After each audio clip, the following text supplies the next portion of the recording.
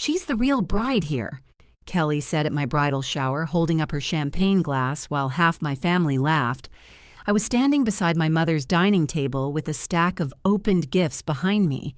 There were pink ribbons on the floor and chicken salad drying around the edges of a serving bowl.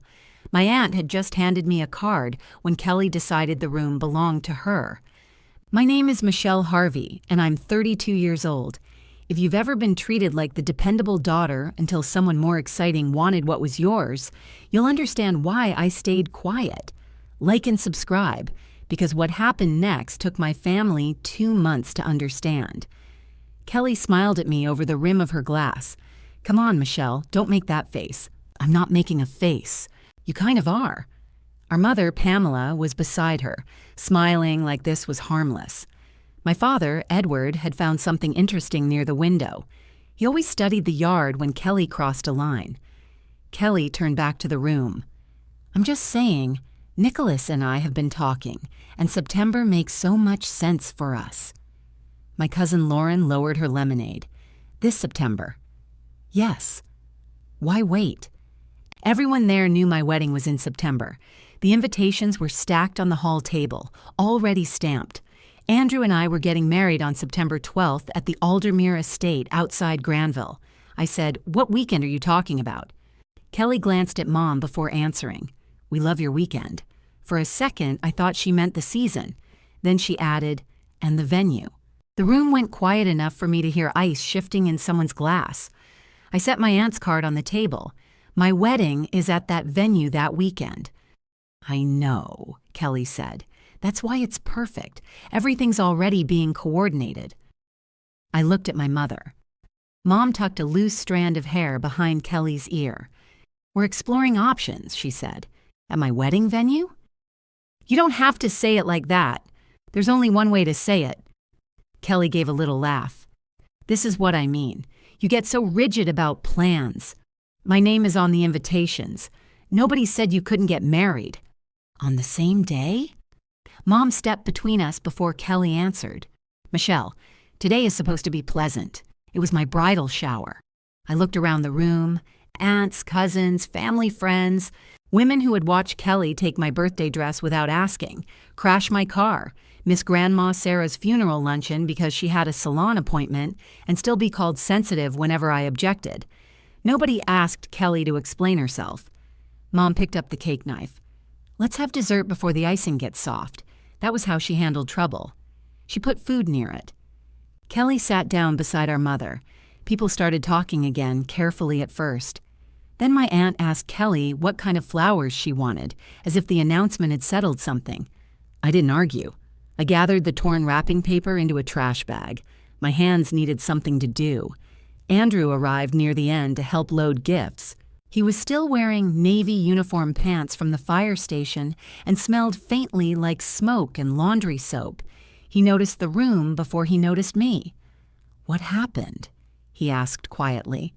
"Kelly announced her wedding." He looked toward her. "I thought she announced that last year. She announced the date and venue this time." "What date?" "Ours." He stared at me. "She can't do that." From behind us, Kelly said, "We can hear you." Andrew turned around. "Good." Kelly's smile slipped. Mom carried a tray of coffee cups between us. "Andrew, don't start. I walked in 30 seconds ago. You know what I mean." I touched his arm. "Let's load the car." He looked like he wanted to stay. Andrew was patient, but he wasn't trained in my family's version of patience. In my family, patience meant letting Kelly finish. We carried a toaster oven, 2 boxes of glasses, and a laundry basket filled with kitchen towels out to his truck. The June air was thick and warm. Someone nearby had cut grass. Andrew set the basket in the truck bed. "Did your mother know?" "I think so." She looked surprised. "No." "Your dad?" He looked out the window. Andrew nodded once. "That means yes." It did. The worst part was that I still believed it might be talk. Kelly loved an announcement. She liked the moment everyone stopped and looked at her. Following through was usually somebody else's job. I thought this would be the same. I didn't know yet that calls had already been made. To understand why I didn't confront her in that room, you have to understand how things worked in our house. Kelly was 3 years younger than me. Our parents never said she was their favorite. Families like mine rarely say the true part aloud. They just arrange everything around it. When Kelly forgot a payment, Mom covered it. When she missed an appointment, Dad rescheduled it. When she hurt someone, we discussed how badly she felt afterward. I was the one they called when something needed finishing. My mother called me her organized daughter. It sounded like praise until I realized it meant I got the work and Kelly got the rescue. If relatives visited, I changed the guest room sheets. If Dad needed a prescription collected, I picked it up. If Mom hosted Thanksgiving, I arrived early and stayed through the last pan. Kelly arrived carrying grocery store flowers and got thanked all afternoon. I noticed it early, but I learned not to make scenes. Scenes helped Kelly. She cried easily and my parents rushed toward tears. Once, after she borrowed my car and returned it with the passenger mirror hanging loose, I asked her to pay for the repair. She sat at our kitchen table and cried before I finished the sentence. Mom said, "She already feels terrible." Dad said, "We'll handle it." They did handle it. They paid the repair bill, then told me not to bring it up again. Kelly never apologized. The clearest example came in 2018. Kelly had been engaged before Nicholas. The relationship ended badly and publicly, after deposits had been paid. For weeks, Mom answered Kelly's phone. Dad met with vendors. I helped return gifts because Mom said the labels had to be checked by someone careful. Kelly stayed upstairs at our parents' house on Mill Race Lane. She came down for iced coffee and disappeared again. One afternoon, I was sorting unopened gifts across the dining table. Mom walked in with her checkbook. "Your father and I are taking care of the cancellation balances," she said. "All of them?" "She's been through enough." I held up a box containing an engraved serving platter. This couple drove from Cleveland for her engagement party. "Michelle, please. I'm asking whether she's writing the thank you notes." Mom shut her checkbook. "Your sister's heart is broken. So nobody else gets to be inconvenienced by it?" Her face changed. "You can be very cold." That sentence stayed with me longer than it deserved. I finished the returns. Kelly eventually moved on. The family stopped mentioning what the canceled wedding had cost. Grandma Sarah didn't. She was Dad's mother, and she had no interest in pretending confusion was kindness. She came by one afternoon while I was packing the last gifts. She stood in the doorway watching me wrap a glass pitcher. "Why are you doing this?" she asked. Mom asked. I didn't ask who assigned it. I looked at her. "Because it needs doing." Sarah pressed her lips together. That was what she did when she had several opinions and was selecting the least destructive one. Has Kelly helped? She's having a hard time.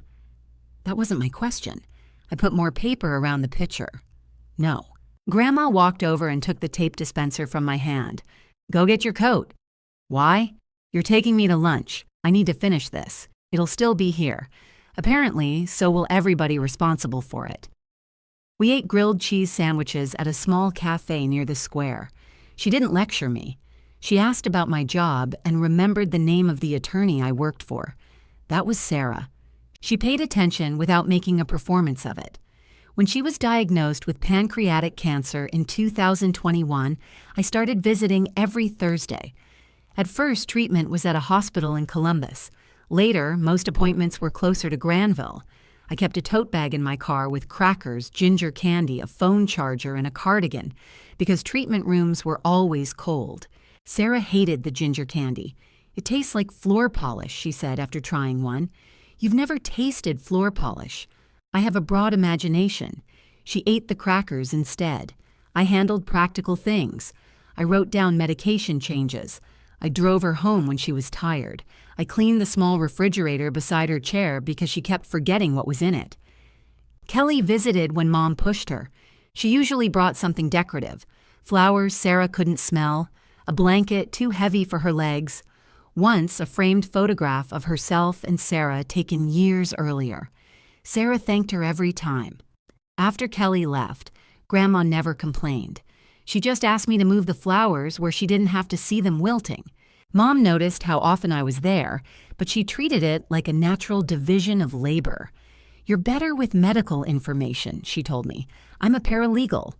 That does not make me a nurse. Still, I kept going. During one appointment, a doctor used the phrase managing expectations. Sarah waited until he left, then looked at me. That means they don't expect much. It means they're adjusting treatment. It means he thinks I'm old enough to appreciate foggy language. I opened my notebook. What do you want me to write down? The truth, when we get it. That was probably the most important thing she taught me. She didn't make a speech about honesty. She just refused softened words when exact ones were available. By early 2023, she needed more help at home. A hospice nurse named Tammy Hernandez began visiting. Tammy had a calm voice and bright blue reading glasses she wore on a chain. The first time I met her, she was labeling medication bottles at Sarah's kitchen counter. "You must be Michelle," she said. I set down the groceries. "How did you know?" Tammy smiled.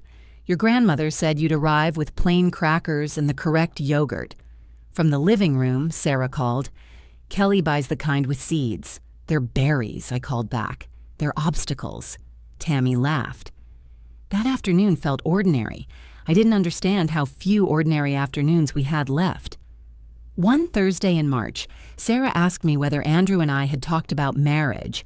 We had been dating, but we weren't engaged. I was rinsing a mug at her sink. "We've talked around it." "That sounds inefficient." "He wants to be sure the timing is right." "And you?" "I'm sure about him." She nodded. "Good." Then she asked, "Would you want to get married in Granville?" I dried the mug. "Probably." "Why?" "There are worse places. That's not a ringing endorsement. I'm 84. Ringing requires energy." I smiled, but she didn't. "If you do," she said, "call Dana Wood." Dana owned the Aldermere estate. She had known our family for years. The property was an old stone house surrounded by trees, with a glass reception room added behind it. I had attended 2 charity dinners there with Grandma. I knew it was expensive. "I can't afford the Aldermere." "I didn't ask what you could afford." "Grandma, call Dana when you're ready. Tell her I sent you." I waited for more, but she reached for her tea. "What did you do?" "I made an arrangement." "What kind of arrangement?" "One that requires you to stop questioning an old woman." That answer should have made me suspicious. Instead, I thought she had negotiated a discount. Sarah knew everyone in Granville. She remembered birthdays, sent handwritten notes, and never asked for a favor she hadn't already earned. I kissed her forehead before I left. She caught my wrist. "Michelle." "What?" "Some things should have your name on them." I thought she was talking about a future invitation. She died that September. After the funeral, my parents and I stood in Sarah's kitchen while relatives carried out covered dishes. Kelly sat at the table scrolling through photographs for a memorial post. Mom looked around the room and sighed. "We'll need you to help sort everything." She was looking at me. I said, "Not today." Her eyebrows lifted. I almost never said no that quickly. Dad touched her shoulder. "Pam, leave it." For once she did. Andrew proposed the following year. He did it at home because he knew I hated strangers watching private moments. I came into our kitchen after work and found him trying to light a candle with a broken utility lighter. "Give me a second," he said. "Is something burning?" Not successfully. Then I saw the ring box beside the salt shaker. I dropped my purse on the floor. Andrew looked at the candle, looked at me, and gave up on whatever speech he had prepared. "Michelle, will you marry me?" "Yes. You didn't let me kneel. You can kneel later." He laughed. Then he pulled me against him so quickly that the chair scraped backward. We called my parents that night. Mom cried. Dad said he was proud of us. Kelly asked what kind of ring Andrew had bought. 3 days later, I remembered what Grandma had said. I called Dana Wood. When I told her my name, she went quiet for a moment. "Michelle Harvey?" "Yes." "Sarah's granddaughter?" "Yes." "I've been expecting your call." That made my throat tighten. Dana asked me to come to the Aldermere the following Saturday. Andrew came with me. Snow had collected along the stone wall near the entrance. Inside, the estate smelled like coffee and cedar. Dana met us in her office with a thick folder already on her desk. She hugged me before sitting down. "Your grandmother planned ahead," she said. "How far ahead?"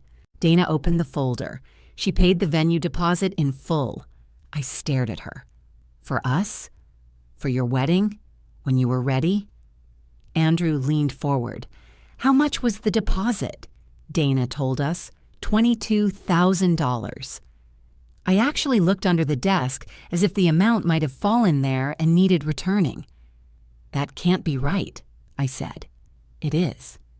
She did this before we were engaged. Dana nodded. She was very clear that timing wasn't the important part.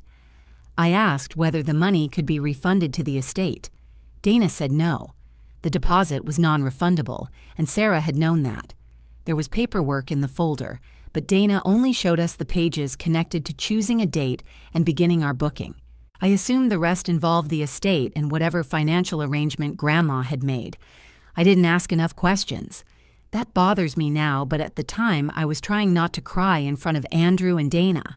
My grandmother had been gone for more than a year, and there she was, still doing something kind for me. We chose September 12th, 2026. Dana turned the calendar toward us. It's yours, she said. I signed the regular booking forms. Andrew signed beside me. Dana made copies and placed them in a cream folder. On the drive home, Andrew kept one hand on the steering wheel and the other over mine. Your grandmother was incredible, he said. She liked you. She threatened me once. She definitely liked you. She said if I wasted your time, she knew 3 attorneys. She knew at least 6. We laughed, and for a while, the wedding felt protected by that memory. Kelly got engaged to Nicholas 2 months after our date was booked. They had been dating less than a year. Nicholas was a real estate broker from Columbus. He was polished, friendly, and always looked ready for a professional photograph. At the engagement dinner, Kelly held out her hand before she removed her coat. Mom gasped loudly enough for the next table to turn around. Dad ordered champagne. Kelly spent most of dinner describing venues she had seen online. When she mentioned the Aldermere, I said, "That's where Andrew and I are getting married." "I know," she said. "It's pretty." That sounded like more than a compliment, Andrew said later. I told him Kelly was excited. Honestly, I almost believed that. Over the next year, Mom asked strange questions. How much time did we really need for setup? Would Dana let us change weekends? Were we absolutely committed to September? Each question came separately. Each had a reasonable excuse attached. Then came my bridal shower, Kelly's announcement, and my mother's smile. 2 days after the shower, I was at work reviewing invoices when my phone rang. The caller introduced herself as the representative for our linen supplier. "Hi, Kelly," she said. "I'm calling about the updated deposit reminder for the Aldermere wedding." I didn't answer right away. Then I said, "This is Michelle." There was a pause. "I'm sorry." "My name is Michelle Harvey. I'm the bride." Paper moved on her end. "Oh, I apologize." I was given Kelly Harvey as the updated contact. By whom? Another pause. "Your mother." I closed the office door. What exactly did my mother update? She said Kelly would be coordinating the family side. The woman replied. I understood that to mean she was your planner. She isn't. I can change it back right now. Before you do, can you send me whatever you received? The paper stopped moving. I'd need to check whether I'm allowed to forward the email. It concerns my contract and my deposit. Yes, of course. Let me ask my manager. I gave her my work email, then asked her name. It was Marcy. She apologized 3 more times before we ended the call. I sat there with my hand on the receiver. My first instinct was to call Mom. I could already hear the conversation. She would say she was helping. I would ask why she gave Kelly's name. She would say I was twisting an innocent mistake. Kelly would become upset. Dad would ask me to let it go until everyone calmed down. By dinner, I would somehow be apologizing for my tone. I opened a blank document instead. At the top, I typed the date and time. Under that, I wrote Marcy's name, the company, and exactly what she had told me. I deal with records for a living. Most people think a paralegal spends all day in courtrooms carrying dramatic folders. I spend more time checking dates, comparing signatures, and asking people to put phone conversations in writing. Until that morning, I had never thought to treat my family the same way. Marcy's email came 20 minutes later. She had forwarded a message from Mom. The subject line said, Aldermere Wedding Contact Update. The message was short. Hi, Marcy. We're making a few family adjustments as the wedding plans come together. Please use Kelly Harvey for all future questions involving linens, table counts, and deposits. She'll be handling those details for the bride. Thank you, Pamela Harvey. Mom had copied Kelly. Kelly replied 6 minutes later. Thanks, Mom. I'll take it from here. There was nothing in the email identifying me as the bride. I read it twice. Then I saved it as a PDF and printed a copy. My supervisor, Diane, passed my office and stopped. You look like an insurance adjuster just canceled Christmas. My mother changed the contact on my wedding linens. Diane leaned against the doorway. Is she paying for them? No. Is she your planner? No. Then why does she have the vendor's email? I thought about the shower spreadsheet Mom had asked me to send. It included vendor names because she claimed my aunts wanted to coordinate gifts with our colors. I gave it to her. Diane nodded without judgment. Do you need to leave? No. I need 10 minutes. Take 20. After she walked away, I called Marcy back. I received the email, I said. I'm really sorry about the confusion. I need the account changed back to me. I also need a note added. Nobody can change the contact, quantities, delivery address, or payment information unless the request comes from my email. I can do that. Please include Andrew Long as the only other authorized person. She typed while I waited. All right, that's in place. Did Kelly make any changes after she became the contact? 1 second. I heard clicking. She asked for a revised estimate. For what?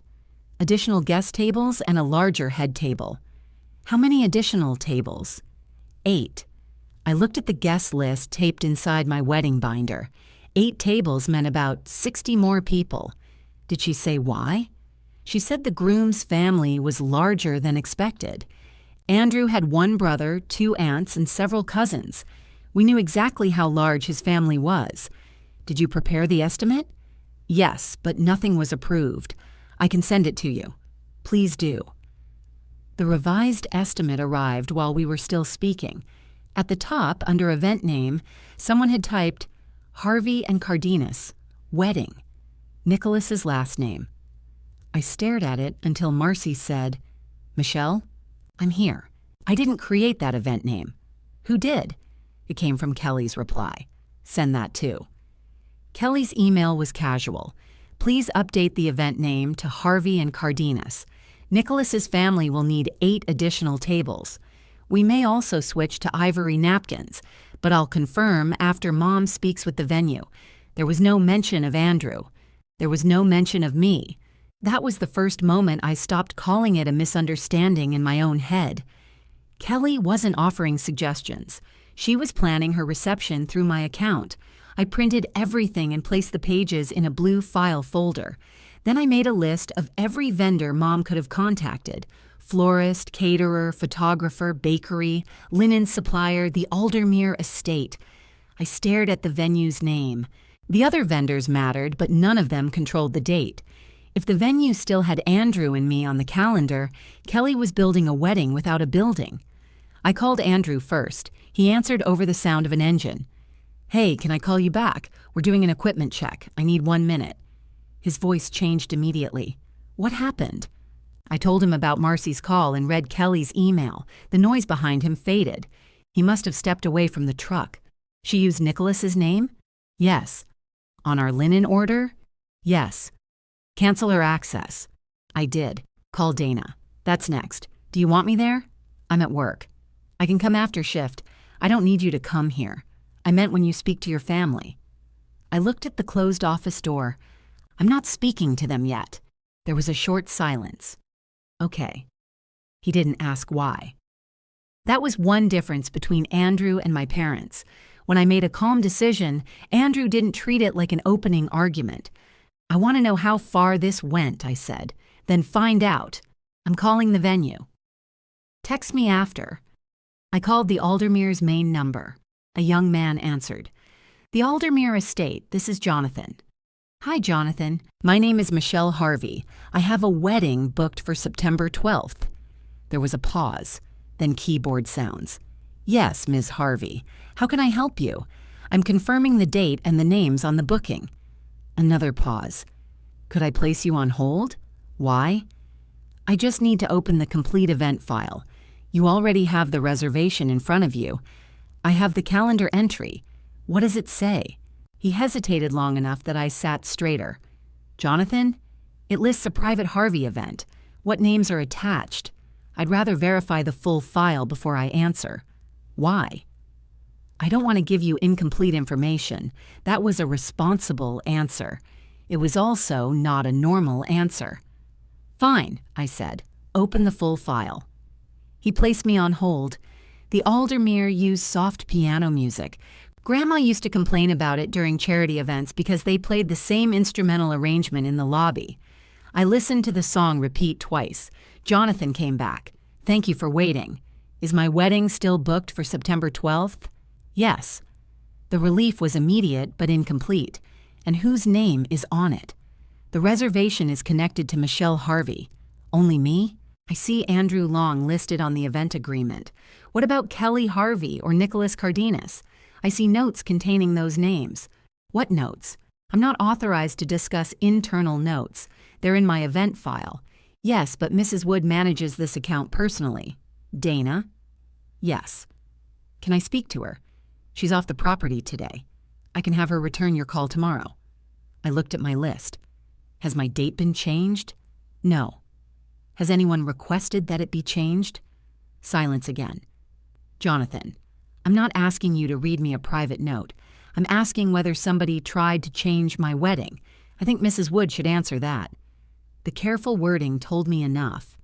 Put me down for an appointment with Dana. She has an opening Thursday morning. What time? 10:30. I'll be there. I almost ended the call, then stopped. Jonathan, please add a note that no changes are authorized by phone. He answered quickly. I can add that. Any request involving the date, event name, or primary contact needs to come from me in writing. Understood. And send confirmation to the email address on my agreement. I'll do that now. The email arrived before I hung up. It named me and Andrew. It confirmed September 12th. It also stated that changes required written approval from the contracted client. I read that sentence several times. At that point, I thought the contracted client was whoever had signed the regular booking forms. That meant me, as far as I understood it. I didn't know there was another document behind those forms. I thanked Jonathan and ended the call. Then I closed my office door again and called the florist. Our florist was a woman named Elise who worked from a converted garage behind her house. Andrew and I had spent an entire Saturday there choosing greenery while her orange cat slept on a box of ribbon. Elise answered on the second ring. Michelle, I was about to email you. Why? I got a strange request from your sister. What did she ask for? She wanted your floral proposal. My full proposal? Yes. Stem counts, pricing, delivery schedule. Did you send it? No. I let out a breath. Thank you. I wasn't sure what was happening. Pamela said there might be 2 celebrations. When did she say that? Last Friday, the day before my shower. What exactly did she tell you? Elise was quiet for a moment. She said your family might be consolidating plans. I gripped my pen. Consolidating how? She wasn't clear. I asked whether you were changing your date. She said nothing had been finalized. Did she say Kelly wanted September 12th? She said Kelly loved everything you'd selected and wanted to keep the family together. That sounded like Mom. She could hide a knife inside the word together. I'm not changing my date, I said. Okay. Andrew and I are not combining our wedding with Kelly and Nicholas. I didn't think you were. Please don't send my proposal to either of them. I won't. Have they asked you to change anything? Kelly asked if peonies could be added. Our arrangements don't have peonies. I know. What did you tell her? That September peonies would be expensive and difficult. Despite everything, I nearly laughed. Kelly had once described peonies as basic. Elise lowered her voice. She also asked whether I could duplicate your ceremony pieces for a second setup. A second setup where? She didn't say. I wrote the question in my notes. Can you forward me her email? Yes. Please keep our existing order unchanged. Of course. The email arrived 5 minutes later. Kelly had attached photographs from my consultation. One showed the sample centerpiece Andrew and I had built with Elise. I had taken that photograph on my phone. I checked the message history. I had sent it to Mom. The next call was the bakery. Nothing had changed there. Then the photographer. He had received a message from Mom asking whether his contract could cover a second bride at the same location. He had replied that he only contracted with one couple per event. The caterer had not received any requests. Each call went into my document with the date, time, person, and answer. By 5 o'clock, I had 6 printed emails and 2 pages of notes. The pattern was uneven. Mom and Kelly had contacted some vendors, but not others. They had asked questions without placing deposits. They were using my details, but they had not canceled anything. That uncertainty was almost useful to them. If I accused them now, Mom could point to each request separately. The linens were an innocent contact change. The flowers were Kelly gathering ideas. The photographer question was only a question. Nothing had happened except the same thing had happened 5 different ways. Andrew was waiting outside when I left work. He leaned against his truck with 2 takeout cups. He handed me one when I reached him. "Tea," he said. "You've probably had enough coffee. I've had 4 cups. You say that like it proves me wrong." I held up the blue folder. "It's not just the linens." He opened the passenger door for me. We sat in the truck with the windows down because the cab was hot. I went through the calls in order. Andrew listened without interrupting. When I reached Jonathan's refusal to discuss the notes, his jaw tightened. "You're meeting Dana Thursday?" "Yes. I'll trade shifts." "No." He looked at me.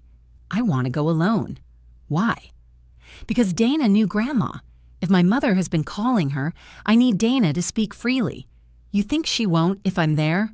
I think she might try to make it comfortable. And you don't want comfortable. I want exact." Andrew nodded. "All right." He looked through the emails. He stopped at the revised linen estimate with Nicholas's last name. "This isn't planning inspiration." "I know. She's putting her name on our order." "I know. So why aren't we calling her? Because she'll deny it. She wrote the email. She'll say Marcy misunderstood. Mom will say Kelly was trying to help. Then they'll know I'm checking." Andrew leaned back against the seat. "You want them to keep going. I want to see what they think they're doing. That sounds dangerous. It's wedding paperwork, not organized crime." "That's not what I mean." I looked at him. He tapped the folder. "You're used to being the reasonable one. They count on that. If they know you'll avoid a fight, they might go farther than a reasonable person expects." He was right. I didn't enjoy hearing it. "I protected the vendors," I said. "Nothing changes without written approval." "What about the venue?" Jonathan confirmed the date, but he wouldn't explain the notes. "No." Andrew stared through the windshield. "Then Thursday matters." We drove to my apartment and ate sandwiches at the small table near the window. I kept the blue folder beside my chair. Halfway through dinner, Mom called. I let it ring. Andrew looked at the phone, then at me. "You don't have to answer. If I don't, she'll call again." I picked up. "Hi, Mom." Her voice was bright. "Are you still upset about the shower?" She hadn't asked how I was. She had started with whether my reaction had expired. "I'm eating dinner." "With Andrew?" "Yes." "Put me on speaker." "No." A pause. "I just wanted to clear the air." "Go ahead." Kelly was joking. "She got carried away. She said she wanted my date and venue. She loves the Aldermere." "You can't blame her for that." I didn't. "And September is easier for Nicholas's parents." "Why does that involve my wedding?" Mom exhaled. "Nobody is taking your wedding." I looked at the folder. "Did you contact my linen supplier?" The brightness disappeared. "I helped you gather those vendors. That wasn't my question. I may have sent an update. You changed the contact to Kelly, temporarily. Why? Because she had some table questions. For her wedding? Michelle, this is exactly why I wanted to clear the air. You hear one detail and turn it into an accusation. What did I accuse you of?" She stopped. I waited. Finally, she said, "Kelly is trying to plan quickly. There may be ways for everyone to save money." On September 12th, You're being very literal. It's a date. I mean, you're refusing to discuss possibilities. What possibilities? Another pause. We should talk as a family. About what? Not over the phone. I glanced at Andrew. He had stopped eating. When? I asked. Sunday dinner. Your father will be there. Kelly and Nicholas can come. Why does Nicholas need to discuss my vendor accounts? Please don't start with that tone. My voice had not changed. I'll come Sunday. Good. I'm glad you're being open-minded. I didn't say that. She gave a thin little laugh. We'll talk then. After we hung up, Andrew set down his sandwich. She didn't deny it. No. What do you think they're going to ask? I looked at the list of calls, then at Dana's appointment on my calendar. I think they want me in a room before I know what the room is for. The next morning, I bought a locking document case on my way to work. I placed the emails inside it with our vendor agreements and the Aldermere confirmation. Then I changed every wedding account password Mom might know. I wasn't ready to confront anyone. I was ready to stop assuming they meant well. Thursday morning, I arrived at the Aldermere 10 minutes early. The estate looked different without an event happening. The glass reception room was empty. Stacks of round tables stood against one wall, and the polished floor reflected the trees outside. Jonathan met me near the front desk. He was younger than I had pictured, with dark hair and a venue badge clipped to his shirt. Ms. Harvey, Michelle is fine. He offered his hand. I'm sorry I couldn't answer more on the phone. Were you told not to? No. I just didn't understand the notes well enough. What did you understand? He glanced toward Dana's office, that several people were discussing one date. Before I could ask more, Dana appeared in the doorway. Michelle, come in. Her office looked exactly as it had when Andrew and I booked the date. Same oak desk, same framed photograph of the estate in winter. The only difference was the folder waiting in front of her. Dana shut the door after me. Jonathan told me about your call. Did my mother contact you? Dana didn't answer immediately. She removed her glasses and folded them on the desk. Your mother has called several times about my wedding, about the September booking. What did she ask? The first time, she asked whether we could host 2 ceremonies on the property that day. I stared at her. 2 separate weddings? That was my question, too. What did she say? She said your family was considering a shared celebration. I'm not. I understand that now. You didn't understand it before? Dana's expression tightened. Pamela spoke as if everyone had discussed it. She does that. Yes. Dana opened the folder but kept one hand over the pages. The second time she called, she asked whether your ceremony could move earlier in the day, to make room for Kelly? She didn't use Kelly's name. She didn't have to. No. Outside the office, someone rolled a cart across the stone floor. The wheels rattled, then faded. And the other calls? I asked. Dana looked at me carefully.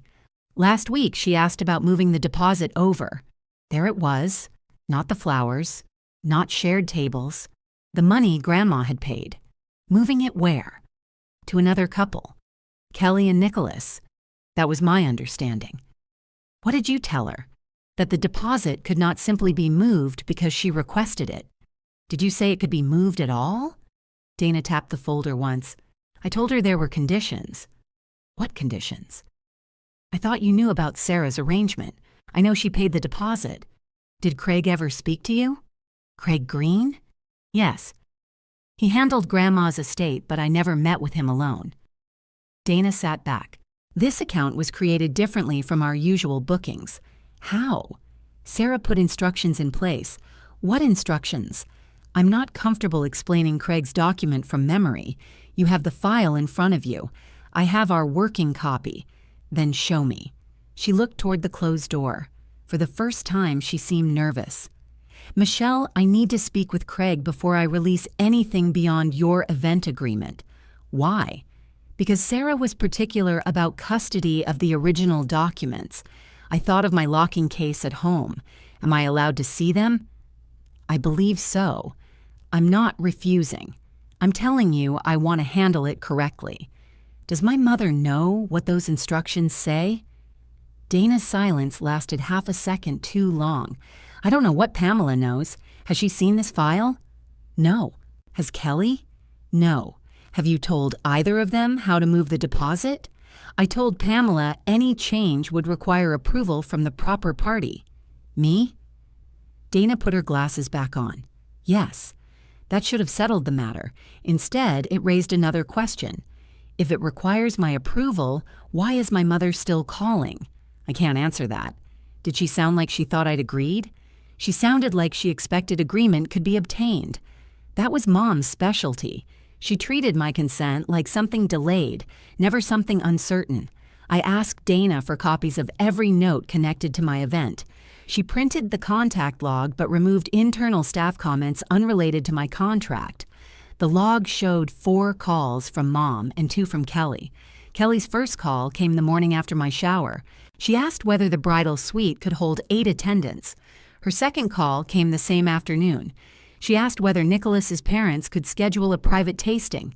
Dana had written, "Caller advised no secondary couple is attached to event." Under Mom's final call was one sentence. Pamela Harvey asked whether family-funded deposit could be reassigned if original bride selected another date. I read it twice. Family-funded? That was her wording, Dana said. Grandma paid it. I know. Did Mom say I selected another date? She said you were flexible. I'm not. I've marked that clearly. Dana turned the monitor toward me. A note appeared across the event file. No changes without direct written authorization from Michelle Harvey. I took a photograph of the screen after asking permission. Then Dana said, "I owe you an apology." For what?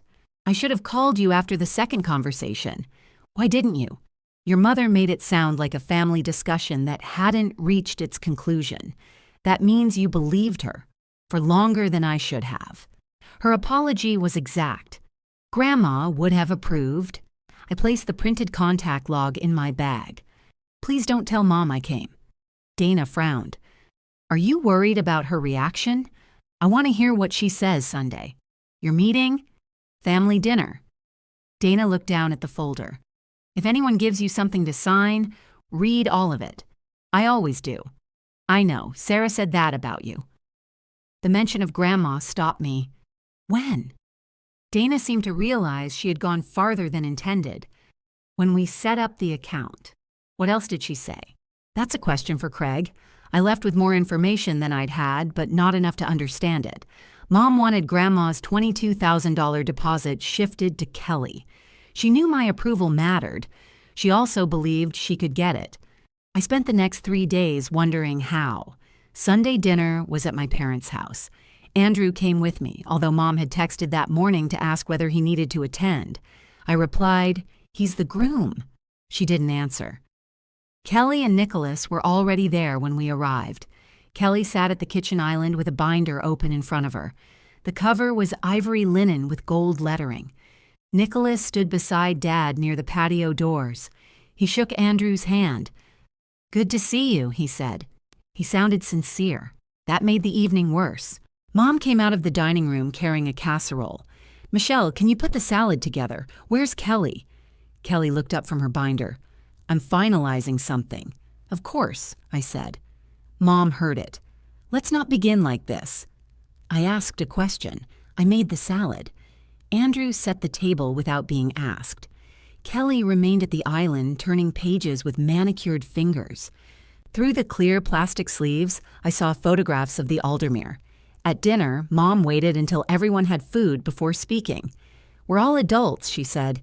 "We should be able to solve this without anyone becoming defensive." Dad focused on cutting his chicken. I said, "What are we solving?" Kelly opened her binder on the table. "The date issue." "I don't have a date issue." "You know what I mean." "I want you to say it." Nicholas glanced at her. Kelly took a breath. "His parents can't do October." "My wedding isn't in October." Mom put down her fork. "No one is suggesting you cancel your wedding. What are you suggesting?" "A small adjustment," she said. Andrew leaned forward. "How small?" Mom looked at him as if he had entered a private conversation. "The Aldermere has openings later in the season. Our invitations say September 12th, he said. They can be reprinted. Who pays for that? We would. And the other vendors? We would help with change fees. I looked at Dad. Is this what you want? He wiped his mouth with his napkin. I want everyone happy. That's not an answer. Michelle, Mom warned. Dad cleared his throat. Kelly's situation is more time-sensitive. Why? Nicholas answered.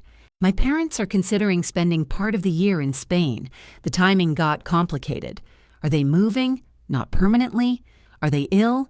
No. Is there any reason they can only attend on my wedding date? Nicholas looked at Kelly.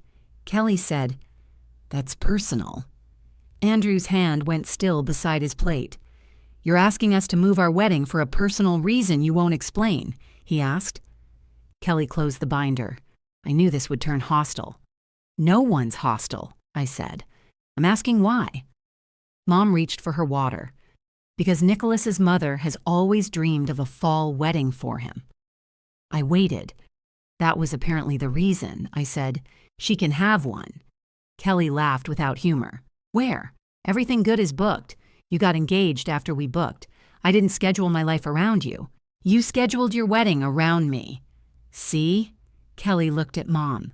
This is why I didn't want to do this. Mom touched her wrist. She's listening. I wasn't. I was watching Dad. He had known before that dinner. He knew what they were asking, and he had still let Mom call it a small adjustment. Mom turned to me. The practical solution is for you and Andrew to choose another available date. No. The word landed quietly. Mom blinked. We haven't shown you the options. No. Kelly pushed her chair back. You won't even discuss it? We're discussing it now. You always do this. Do what? Act like everything has to be on your terms. Andrew looked at her binder. It's our wedding. You already have everything, Kelly said to me. There was real anger in her face now. What does that mean? You had Grandma. You got her time, her jewelry, all those private little talks. Then she handed you this giant wedding gift. The room changed. Dad looked at Kelly. Enough. It was the first thing he had said with any force. Kelly looked away. I asked, What jewelry? Mom answered too quickly. She means the pearl earrings. Grandma had given me pearl earrings before she died. They were pretty, but not valuable enough to explain Kelly's tone. I looked back at my sister.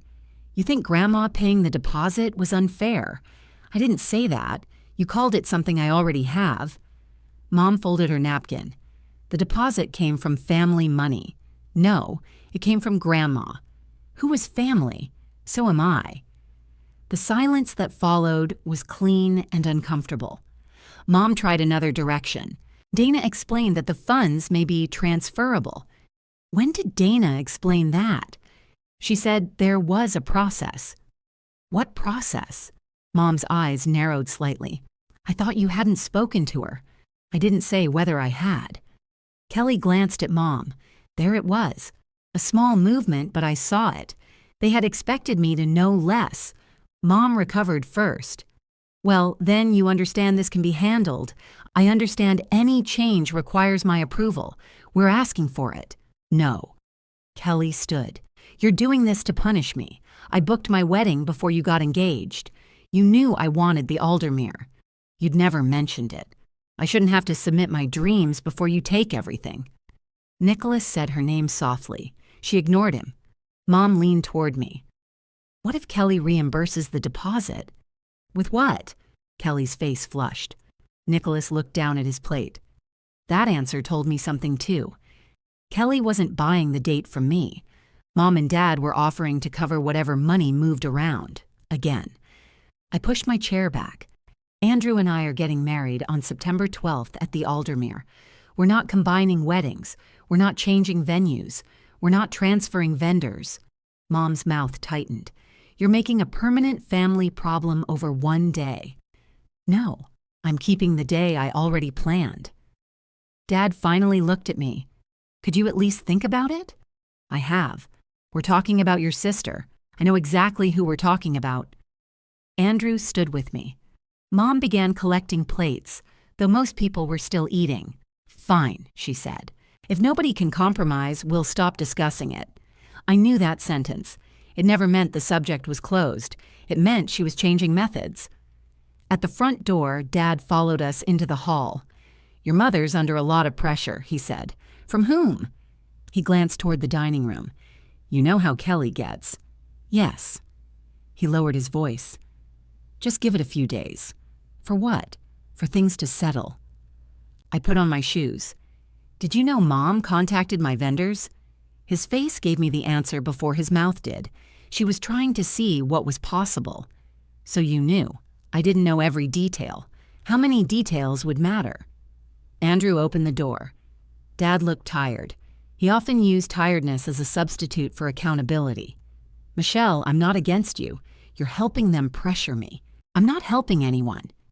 That was how he understood neutrality. If Mom held the weapon, Dad believed his empty hands made him innocent. Outside, the porch light drew insects against the glass. Andrew waited until we reached the truck. "Kelly thinks the deposit belongs to the family." "Mom thinks that." "Kelly thinks everything your mother thinks when it benefits her." I looked back at the house. Through the dining room window, I could see Mom clearing the table while Kelly stood beside her. Dad had already returned to them. The next morning, Mom texted me before 7. "Since wedding discussions are paused, we need you to focus on something else. Your father has decided to sell Sarah's house. Realtor comes next month. You're the organized one, so please clear the attic and office. Kelly will handle keepsakes." I read the message twice. Kelly would choose keepsakes. I would clear boxes. That arrangement was so familiar, I almost agreed automatically. Then I thought about Kelly's anger over Grandma's jewelry. I thought about Dana asking whether Craig had spoken to me. I thought about the instructions nobody had explained. I replied, "I'll do the attic and office. Nothing leaves the house until I've made an inventory." Mom answered immediately. "That seems excessive." I typed, "Then Kelly can do it?" 3 dots appeared, disappeared, appeared again. Finally, Mom wrote, "Fine. Keep an inventory." I called the office and arranged to leave early Wednesday. For the first time in my life, being the organized daughter was going to mean I saw everything first. Sarah's house had been closed for almost 3 years, but it still smelled like her hand lotion. Dad had kept the electricity on. The clock above the stove was 7 minutes fast, exactly as she had left it. A thin film of dust covered the kitchen table. I stood inside the back door with an inventory pad, trash bags, and 3 colors of adhesive labels. Blue meant keep, yellow meant ask Dad, red meant donate. I had also brought the locking case from my apartment. I didn't know what I expected to find. I only knew Mom had given Kelly the keepsakes and assigned me the paper. That made the paper worth checking. I started in the office. Sarah had used a narrow bedroom at the back of the house. Her desk faced the yard. The curtains were half open, and dead leaves had collected against the outside window. 2 cardboard boxes sat beneath the desk. One held tax returns and utility statements. The other contained sympathy cards from when Grandpa died. I wrote each box on the inventory. The desk drawers were organized by purpose. Pens and stamps in the top, banking papers on the left, medical bills on the right. Sarah had labeled folders in black ink: house, insurance, car, taxes, Andrew. I stopped at that one. Inside was a single newspaper clipping about a warehouse fire. Andrew had been quoted because his crew responded. Sarah had circled his name and written, "Good answer." I took a photograph and put the clipping back. There was no folder with my name. There was no folder with Kelly's. At the bottom of the right drawer, I found an envelope from Craig Green's office. It had been opened. Inside was a cover letter about updated estate documents, but none of the documents remained. The letter was dated March of 2023. The same month, Sarah told me to call Dana. I read the cover letter carefully. "Dear Sarah, enclosed please find executed copies of the supplemental instructions discussed at our meeting." It didn't identify the instructions. At the bottom, Craig had written by hand, "Dana has received hers. Original retained here." I photographed both sides. My phone rang while I was holding the letter. Mom. I let it ring twice before answering. I'm at Grandma's house. I know. The security alert came through. Haim. I looked toward the small keypad near the back door. Dad had given me the code that morning. I entered the right code. You did. I was just checking. What did you need? Kelly wants to come by and look through the jewelry. I'm working in the office. She won't bother you. She can come after I finish the inventory. Mom sighed. Michelle, the jewelry doesn't need an inventory. Then it can wait. Why are you making this difficult?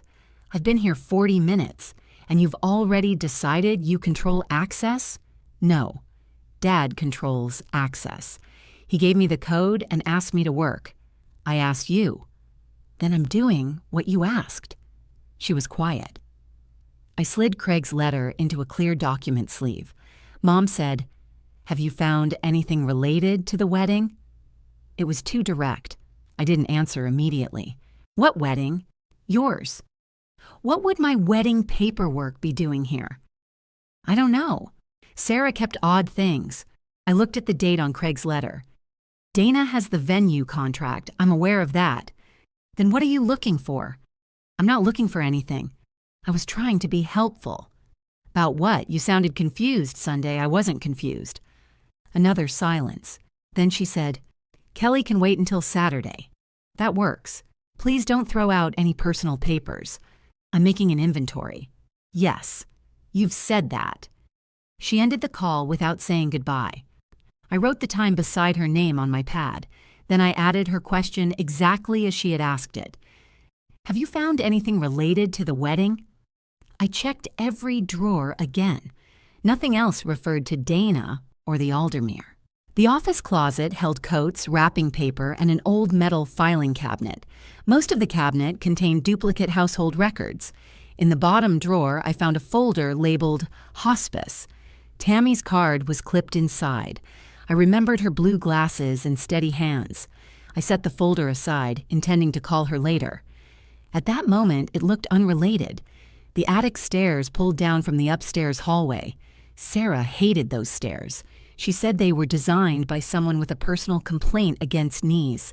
I carried one empty box up first, then my inventory pad. The attic was warm and close. Dust moved through the light from a small round window. Holiday decorations lined one wall. Old furniture sat under white sheets. I worked from left to right, Christmas ornaments. Grandpa's fishing equipment. 2 boxes of my father's college books. A floor lamp with a cracked base. I was labeling a carton of dishes when I noticed a cedar smell stronger than the rest of the attic. A low box sat behind an old sewing machine cabinet. It was about the size of a large dictionary. The lid had a simple brass lock. I pulled it forward. The wood was clean beneath the dust. Someone had moved it more recently than the other items, or had wrapped it until placing it there. There was no label. I tried the lock. It held. I searched the sewing cabinet first. The drawers contained thread, bent needles, and fabric chalk. No key.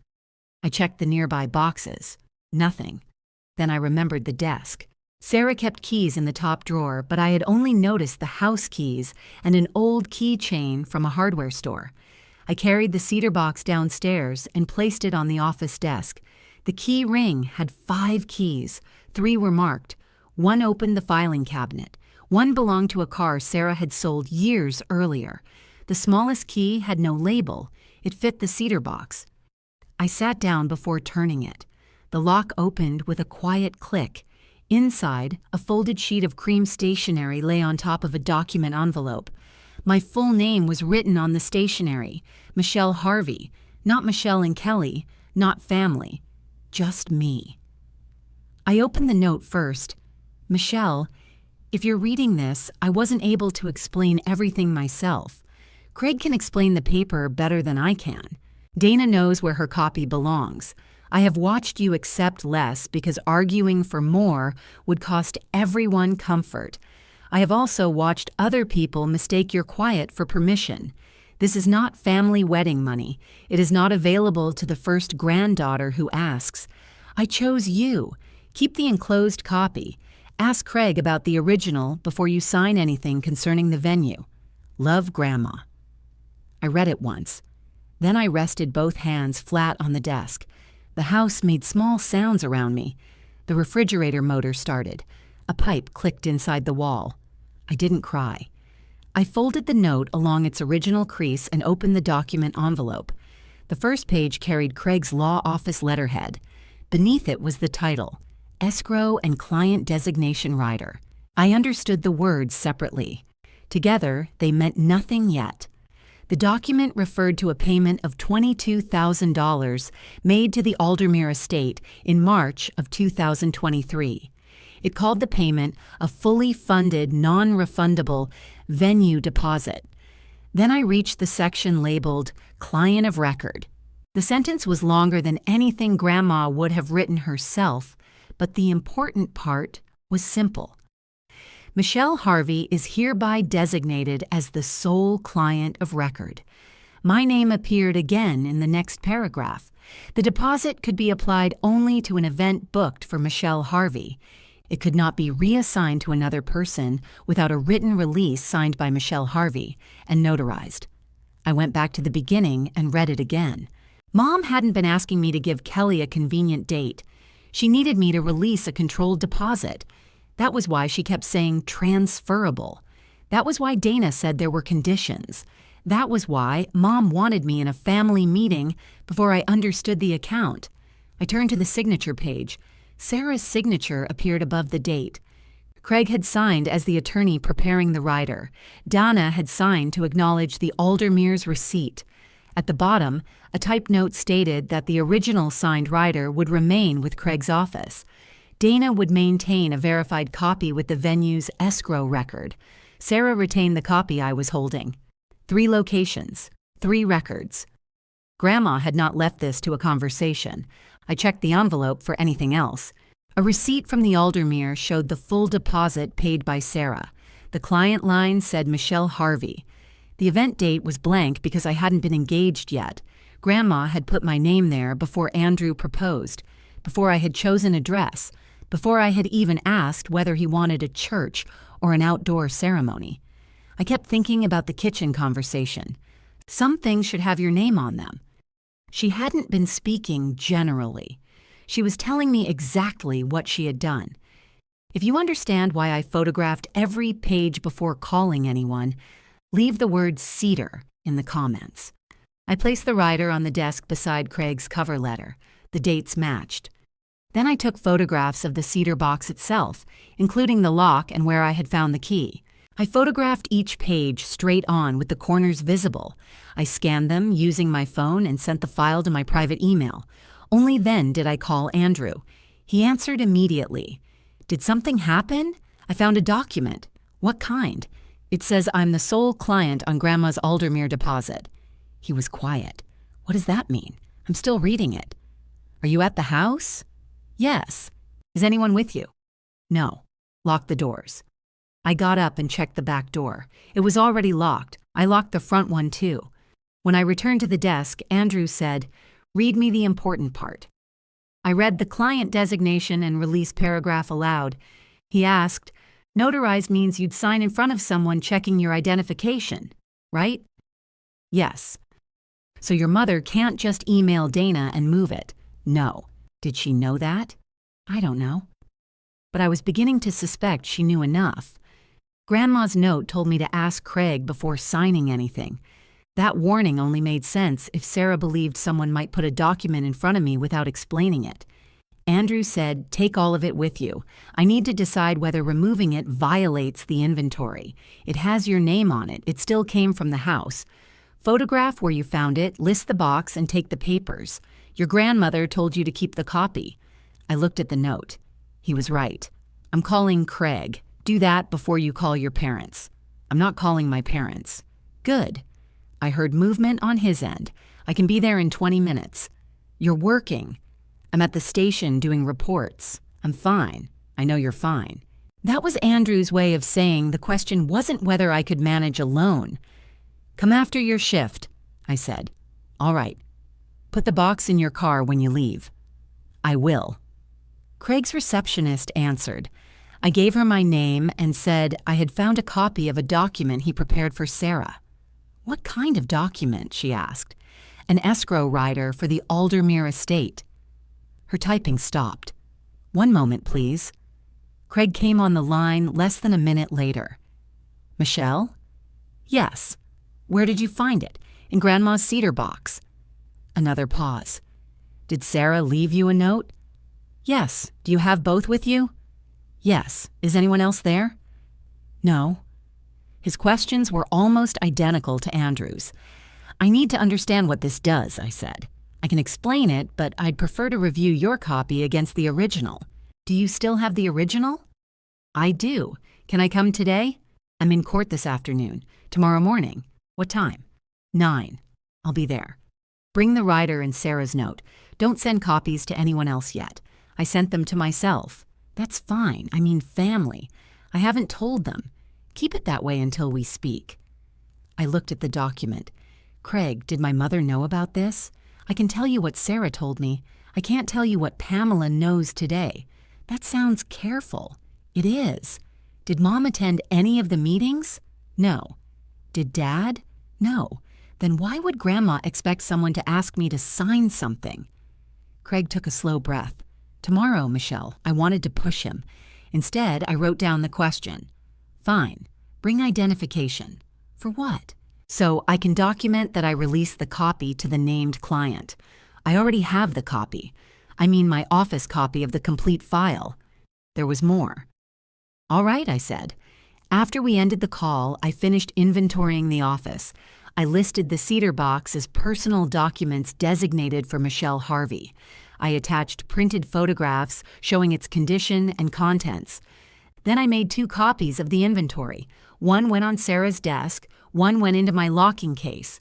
I packed the rider, note, receipt, and Craig's cover letter inside the cedar box. I locked it and kept the key in my pocket. Before leaving, I walked through the rooms once. Sarah's reading glasses remained on the table beside her chair. Someone had placed them there after she died. The lenses had collected dust. I picked them up, cleaned them with the edge of my shirt, and put them back. My phone rang as I carried the cedar box to the car. Kelly. I watched her name on the screen until the call ended. A text appeared immediately. Mom said you're at Grandma's. Did you find the pearl bracelet? I want Nicholas's mom to see it. I put the box on the passenger floor and covered it with my jacket. Then I replied, I inventoried the office and attic. You can review the list Saturday. She sent back a question mark. A minute later, Mom called. I started the car but didn't answer. By the time I reached the end of the street, I had 2 more messages. Mom wrote, "Why are you taking things out of the house?" I pulled over. The security system had told her when I entered. It couldn't tell her what I carried out. I looked back toward the house. Across the street, a small camera was mounted beneath the neighbor's garage light. Sarah's front porch also had a doorbell camera Dad had installed during her treatment. Mom had been watching. I typed. I removed documents with my name on them. They're listed on the inventory. Her reply came almost instantly. What documents? I set the phone face down. That was the question I needed her to keep asking. I didn't answer either of them that night. Andrew arrived after 7 with dinner and a small fireproof document bag he had bought on the way. You didn't have to buy that. I know. He placed it on my table. We moved the rider, note, and receipt from the cedar box into the bag. I kept the empty box locked beside them. Andrew read every page. When he reached Sarah's note, he stopped. She knew they'd try this. I don't know that. She warned you not to sign anything. She could have been generally cautious. Your grandmother wasn't generally anything. That was true. At 9 the next morning, I sat across from Craig Green in his law office near the courthouse. He had gray hair, wire-rimmed glasses, and the kind of desk that looked busy without being messy. The cedar box sat on the chair beside me. Craig compared my copy to the original page by page. He checked the signatures, dates, and notary stamp. Then he placed them side by side. They match. So this is valid? Yes. Can my mother transfer the deposit? Not without your notarized release. Can Dana? No. Can the estate? No. Sarah completed the gift during her lifetime. What happens if I don't use the date? The deposit remains attached to you under the venue agreement. Depending on availability, you could select another eligible date. You could also release it to another party, but only if I sign, in front of a notary, after presenting identification. He turned the original toward me and pointed to the paragraph I had read at Sarah's house. Dana also has to verify the release against the client information in the escrow file. What client information? Your full legal name and the specimen signature Sarah asked you to provide. I frowned. I never provided one. Not knowingly. He opened another folder. Inside was a copy of the healthcare authorization I had signed during Sarah's treatment. She had asked me to speak with doctors when she was too tired. My signature appeared at the bottom. Sarah asked whether a signature from an unrelated document could be retained for comparison, Craig said. I told her it could, with your permission. I don't remember giving permission. You signed a records consent when you helped update her medical authorization. The consent allowed Sarah's attorney to retain a copy for estate-related identification. That sounds broad. It was broader than I prefer now. I wouldn't structure it that way again. Did Grandma trick me? No. She asked you to sign a standard records consent. She then used a permitted copy of your signature to protect a gift made directly to you. I looked at my signature. Why didn't she tell me? She wanted the gift established before anyone could influence you. Anyone meaning my family. Craig folded his hands. Yes. The answer was quiet. It still hit hard. Tell me what she said. He looked toward the original writer. Sarah came to me shortly after a difficult treatment cycle. She said she wanted to pay for your future wedding while she still had authority over her own accounts. I wasn't engaged. I pointed that out. What did she say? She said your relationship status had nothing to do with whether you deserved to be considered. That sounded exactly like her. Craig continued. She had already spoken to Dana. The Aldermere was willing to hold a funded booking credit without a date. Sarah asked how to stop another family member from redirecting it. Did she name Kelly? Yes. I sat back. What did she tell you? She described Kelly's previous engagement and the vendor losses your parents covered. That was years earlier. It remained important to her. Why? Because Sarah believed your parents had turned the consequences of Kelly's choices into work for you. I thought about the gifts spread across the dining table, the returns, the labels. Craig said, Sarah told me you spent several weekends handling that cleanup. I did. She said Pamela later described the entire matter as a family expense. That phrase again. Family money. Family expense. Family problem. Mom used the word family whenever she wanted ownership to become blurry. Grandma expected Mom to call the deposit family money, I said. Yes. So she wrote that sentence in the note. Yes. Did she expect Mom to take my wedding date? Craig chose his words carefully. She expected Pamela to treat a benefit given to you as something available for redistribution. That was more exact. It wasn't about predicting September 12th. It was about knowing Mom. Why the Aldermere? I asked. Sarah wanted the gift to be something tangible. She also knew Dana would respect written instructions. Why not leave me $22,000 directly? She believed cash would create pressure. She was right, she usually was. He gave me a complete copy of the file. It included the writer, payment receipt, records consent, and correspondence between his office and Dana. I placed everything into the locking case. Before leaving, I asked, Did Sarah tell you why she chose me instead of splitting it? Craig removed his glasses. She said the gift was not a prize between granddaughters. It was thanks. For what?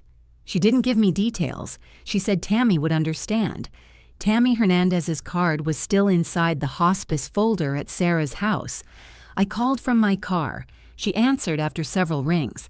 Hello. Tammy, this is Michelle Harvey, Sarah Harvey's granddaughter. Her voice softened. Michelle, of course. How are you? I'm all right. Do you have a minute?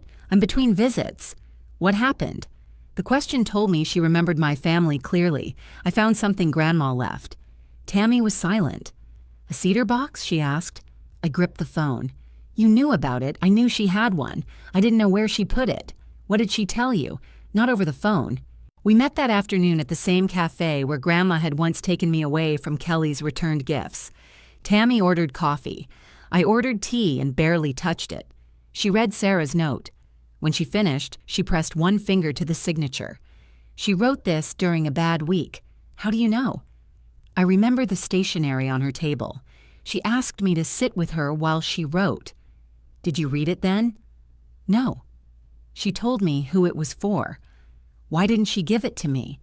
"She said Craig had advised her not to hand you anything until the venue documents were finished. They were finished that March. By then she was afraid you'd ask her to undo it."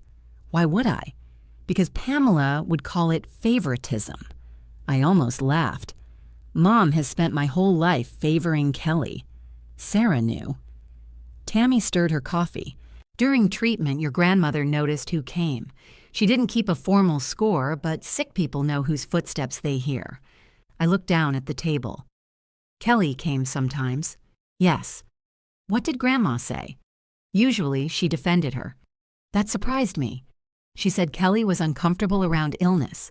She said Pamela had protected Kelly from hard things for so long that Kelly didn't know how to stand near one. It was generous. More generous than Kelly deserved. Tammy continued. "Then there was a Sunday when Sarah needed help after a medication change. You were working." "I remember. I came after dinner. Pamela had promised Kelly would stay with her until you arrived. Kelly had not been there when I came.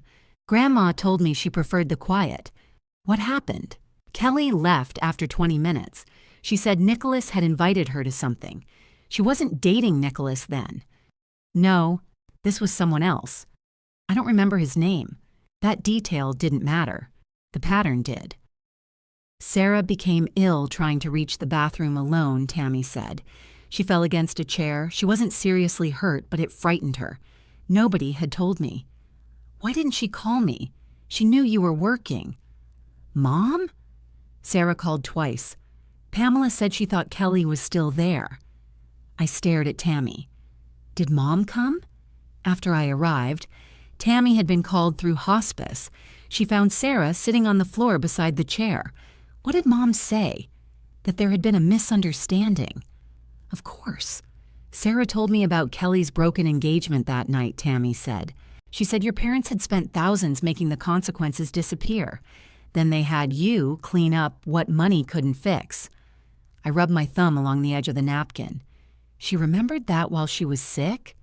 She remembered everything while she was sick. Tammy reached across the table but didn't touch my hand. She said you were the person everyone relied on because you rarely made them feel the cost.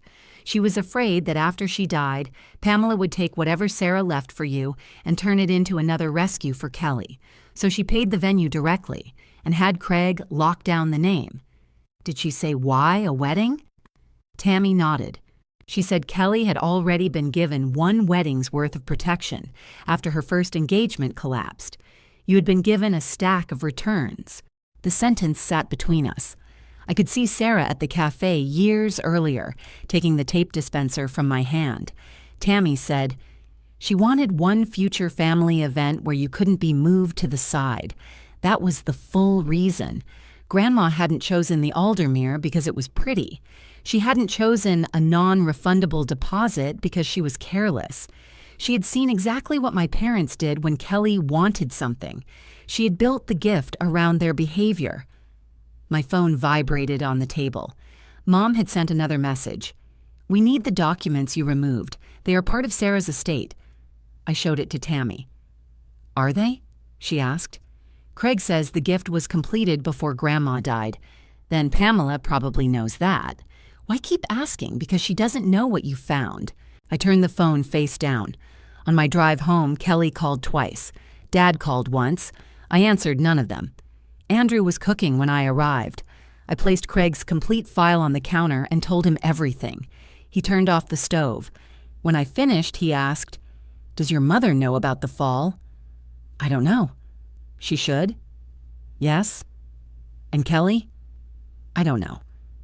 He looked at Sarah's note. They're not confused about the deposit, Michelle. They think taking from you is how they correct anything Kelly doesn't like. That was the part I had resisted naming. Mom wasn't trying to solve a scheduling conflict. She thought Grandma's gift had created an imbalance. Her solution was to erase it. The next morning, Dad came to my apartment alone. He stood in the hallway with both hands in his jacket pockets. "Your mother wants the box back. The box is mine. She says there were estate papers inside. There were papers addressed to me. Can I see them?" "No." His eyes dropped. "You found the venue document." It wasn't a question. I said nothing. Dad rubbed one hand over his face. "Michelle, your grandmother didn't trust your mother to be fair. Was she wrong?" He looked toward the stairs. "Kelly's already told Nicholas's parents they have the Aldermere. There it was. Not a dream. Not a possibility. A promise they had made using my name." "When?" I asked. "After the engagement. Before asking me?" Pamela thought Dana would work something out. "And you?" "I thought it was talk. You always think it's talk until somebody else pays for it." He flinched. I kept my voice level. "Why September 12th? Nicholas's parents toured the Aldermere that weekend last year. Kelly told them your family had a standing account there. They assumed it could be used for either sister. Who let them assume that?" "Your mother. Why?" "She wanted them to feel Kelly was being welcomed properly." I nodded. Mom had promised Kelly a prestigious wedding in front of people she wanted to impress. Then she discovered Grandma had attached the money to me. Moving my wedding was easier than admitting she had lied. Dad said, "If this falls apart now, Kelly will be humiliated again. Again." That was the motive in one sentence. Not my wedding. Not Grandma's choice. Not even the money. They were trying to protect Kelly from a second public embarrassment, and they were willing to create mine to do it. I opened the apartment door wider. "You should go. Michelle, I'm not signing anything." His face changed when I said it. He knew there was something to sign, and now I knew he knew. Dad stood there another moment. Then he said, "Your mother's going to ask you herself. She already has." "No, I mean she's going to send paperwork." "What paperwork?" He looked surprised by his own mistake. "I don't know the details. Do you know what she wants me to sign? Something from the venue. Does it transfer the deposit?" He stepped into the hallway. "You need to discuss that with her." I watched him walk down the stairs. He had come to retrieve the documents. Instead, he had confirmed another document existed. At 11 that morning, Mom emailed me. The subject line said, "Vendor update form, please return today." Her message read, "Dana needs this for the revised headcount. Please sign the last page and send it back.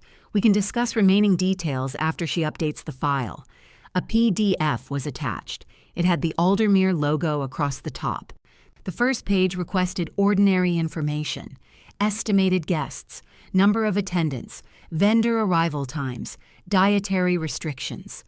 Our information was already typed into several fields. The estimated guest count had been increased from 112 to 174. I scrolled to the last page.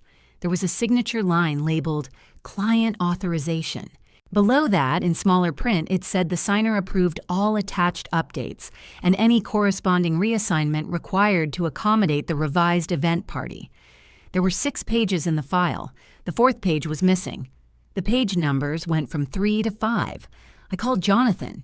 "Did your office send my mother a vendor update form?" He sounded confused. "We sent a blank planning packet several weeks ago." "What does the planning packet do?" "It updates vendors, timeline, head count, things like that." "Can it transfer an account?"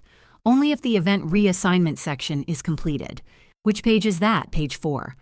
I looked at the screen. "My copy doesn't have page 4. Then don't sign it." His answer came so quickly that I stopped scrolling.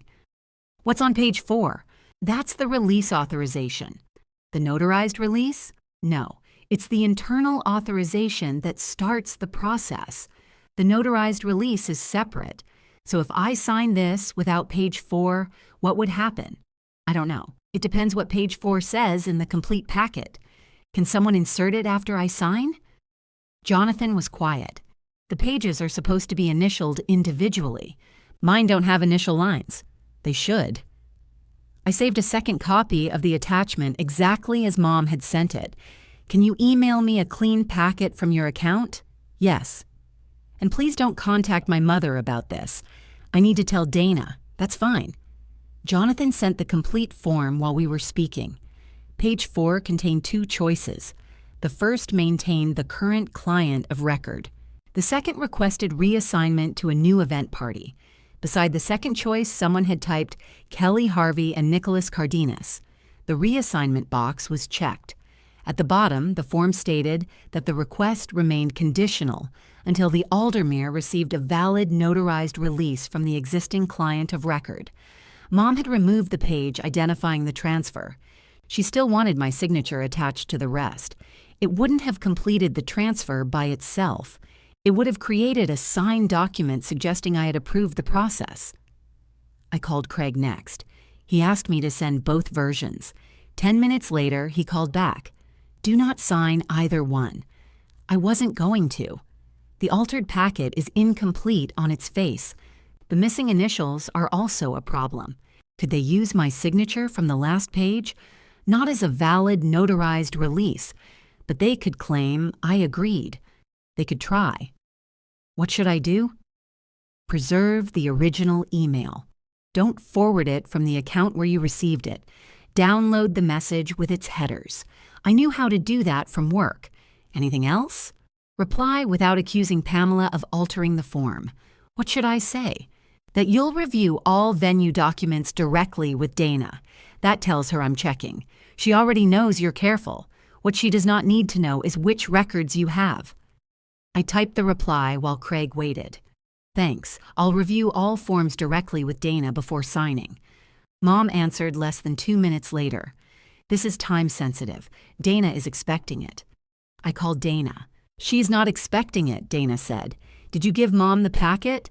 Jonathan emailed it after Pamela asked for a headcount worksheet. Did she say she wanted a transfer form? No. I sent Dana the altered version. She opened it while I waited. Oh, Pamela. It was not anger. It sounded like disappointment settling into place. Can you confirm this came from your office originally? I asked. The complete packet did. Can you confirm page 4 was removed? Yes. Can you put that in writing? Dana took a breath. Yes. Also, I need to see the venue's escrow file. You can. Not the working file. The one Grandma established. Come this afternoon. I arrived at 3 carrying Craig's certified copy and the locking case. Dana had closed her office door. Jonathan sat beside her with a notepad. On the desk were 2 folders. One held my event planning records. The other was thicker and marked Escrow, Harvey. Dana opened the escrow folder in front of me. The first document was the verified venue copy of Sarah's rider. It matched Craig's original and the copy from the cedar box.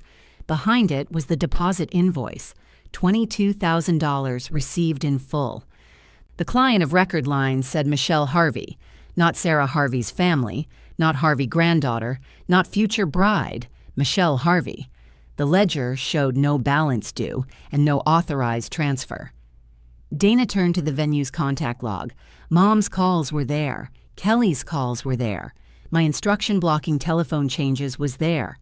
At the bottom, Jonathan had added a new entry. Client reported altered planning. Packet missing reassignment disclosure page. No signed authorization received. I read it carefully. Can you print the ledger as it exists today? Dana printed it, signed the bottom, and dated it. Jonathan signed as the staff witness who had accessed the electronic record. I asked, if someone brings you a signed transfer, what happens? Dana tapped the writer. I compare it to this. Do you verify the notary? Yes. And the signature? Yes. With the specimen in the file? Yes. What if the signatures don't match? The transfer is rejected. What if someone says I signed it anyway? Then I contact you directly. Craig had suggested one additional step. I handed Dana a letter from his office. It stated that, as of that morning, Craig held the original rider and had received no notarized release from me. Any later release would require direct verification through his office. Dana read it and placed it in the escrow folder. "You've done this thoroughly," she said. "I almost signed the last page." "But you didn't, because Jonathan happened to mention the missing section." Jonathan looked uncomfortable. "I should have called when Pamela requested the packet. You didn't know she would remove a page." "No, but I knew there were unusual notes." Dana looked at him. "You followed policy." Then she looked at me. We did not follow common sense soon enough. I appreciated that she included herself. I asked for copies of the ledger and contact log. Dana stamped them with the venue's business seal and placed them in an envelope. Craig already held the original rider. Dana held the verified venue copy and original ledger. I held Sarah's copy, her note, the altered form, and written confirmations from both offices. The deposit could not move unless I released it. I had released nothing. "Does Mom know you're reviewing this with me?" Dana asked. "No." "Does she know you found the rider?" "No." "Then what does she think you removed from Sarah's house?" "I haven't told her." Dana closed the escrow folder. "She has asked me to schedule a joint walkthrough." "Joint with whom?" "Both couples and both families." "When?" "August 15th. That was 4 weeks before our wedding." "Why would Kelly need a walkthrough for my event?" "Pamela said you had agreed to review the options together." "I didn't. I haven't confirmed it." I thought about Craig's advice. "Preserve the records. Don't announce which ones I had." "Confirm it," I said. Dana studied my face. "Are you sure?" "Our walkthrough needs to happen anyway." "Yes. Invite everyone Mom requested." "Kelly and Nicholas?" "Yes." "Their parents?" "If Mom included them?" "She did." "Vendors?" She asked whether the caterer and florist could attend. "Which caterer and florist?" Dana checked the email. "Kelly's." That was the first I knew Kelly had hired her own vendors for a date and venue she didn't have. "Invite them," I said. Dana lowered the email. "What are you expecting to happen?" "I don't know yet." That was true. I knew Mom needed a release. I knew she had tried to attach my signature to an altered packet. I didn't know how far she would go after I refused. Dana said, "If Pamela brings documents, I have to review them. I want you to follow your normal process." "I will. And don't tell anyone I've seen the escrow file." She nodded. Jonathan added the joint walkthrough to the calendar while I sat there. August 15th at 11 in the morning. When I returned to my car, Mom had sent another text. I spoke with Dana. "We'll resolve everything at the walkthrough." She believed the meeting would pressure me into signing, or she believed she no longer needed my real signature. I placed Dana's sealed envelope in the locking case. Then I replied with 3 words. "I'll be there." For the next 2 weeks, Mom behaved as if our argument had never happened. She sent me centerpiece ideas. She asked whether Andrew preferred beef or chicken. She forwarded a sale on wedding shoes. I answered practical questions with practical answers. I didn't mention the rider. Kelly stopped calling me. She posted photographs of ivory invitations without showing the date or venue. In one picture, her binder sat open beside a sample menu from the Aldermere. Andrew saw it while we were eating breakfast. She's telling people it's booked. She wants them to think it is. What does Nicholas think? I don't know. He has to know they don't have a contract. Maybe she told him the family owns the date. Andrew looked at the photograph again. That doesn't make sense. It makes sense if he trusts her. We had our own final meetings that week. The bakery confirmed delivery. Our caterer finalized the menu. Elise approved the ceremony flowers. Every vendor had my written instruction on file. Nothing changed. The night before the walkthrough, I laid the locking case on our dining table. Inside were Sarah's note, her copy of the rider, Dana's stamped ledger, Craig's letter, the altered planning packet, and every relevant email. Andrew stood beside me while I checked the pages. "You're bringing all of it?" he asked. "It stays in the car unless I need it. You already know you'll need it. I know what Mom wants. I don't know what she'll bring." He sat across from me. "What are you going to say?"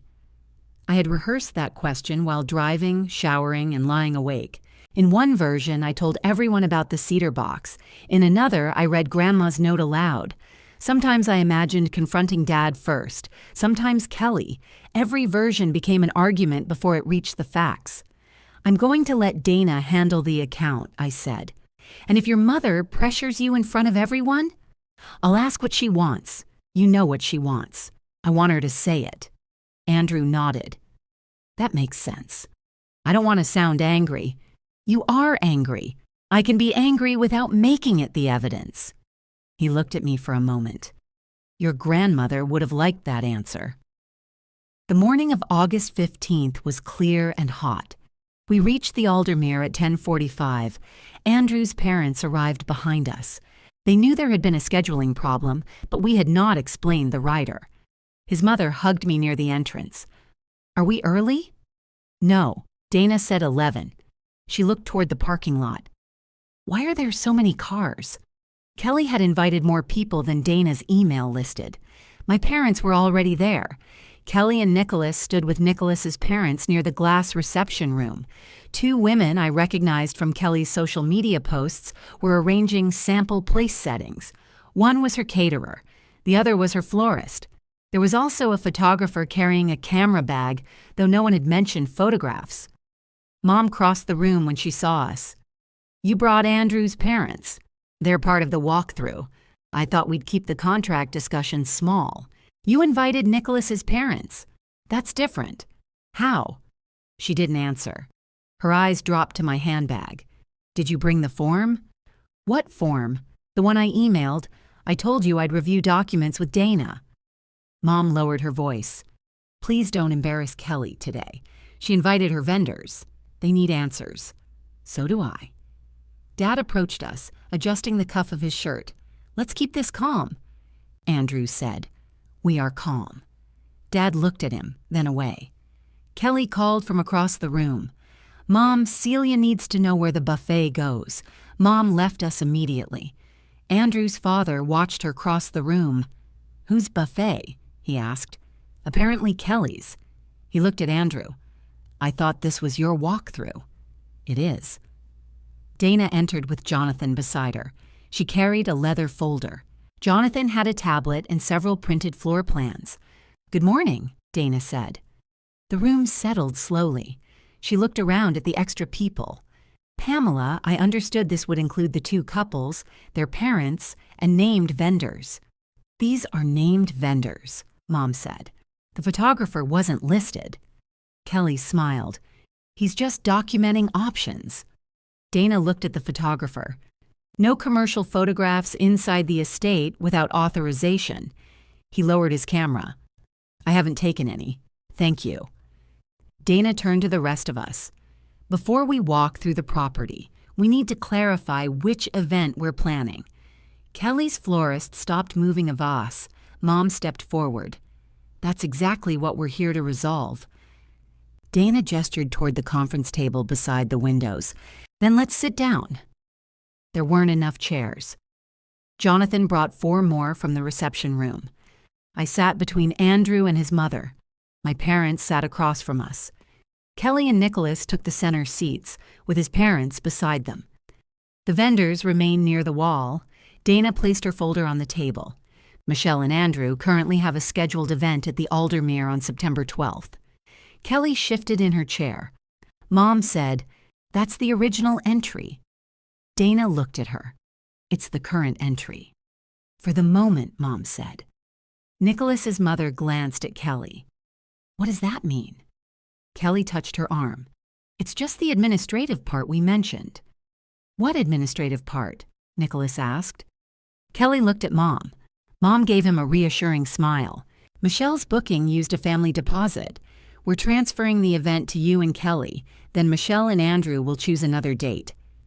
Andrew's mother went still beside me. I said nothing. Nicholas turned toward Kelly. "You said that was already done." "It basically is."